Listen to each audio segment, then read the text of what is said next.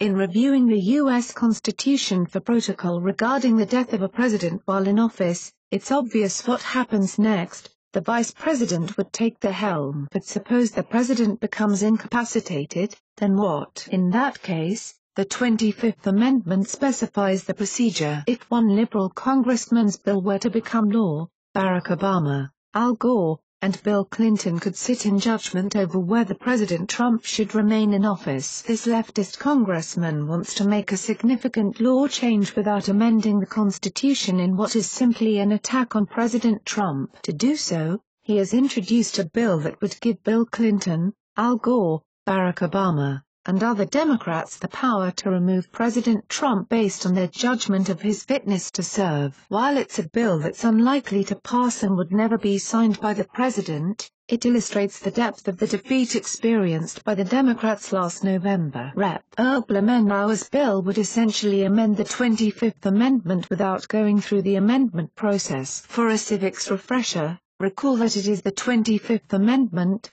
which deals with presidential succession. The amendment says that if the president is unable to carry out his duties, the vice president and a majority of the cabinet could remove him. In a completely transparent and utterly outrageous attack on President Trump and the Constitution, Blumenauer's bill would allow former presidents and vice presidents to help decide whether to remove a president because of mental incapacity. The Hill reported. It is hard to imagine a better group to work with the vice president to examine whether the president is able to discharge the duties of the office, Blumenauer said in a statement. In some cases, it's hard to imagine a worse group. Don't give him any ideas, but he could make the bill even worse by adding the current president's vanquished opponent to that list. Is the timing of this bill a coincidence? Hardly. Lest you try to defend Blumenauer by claiming the timing of this legislation's introduction is just a coincidence. Don't worry. Blumenauer already took that argument away from you all by himself. The erratic behavior of Donald Trump has raised new questions about his mental and emotional capacity to discharge the tremendous burdens of the most powerful position in the world,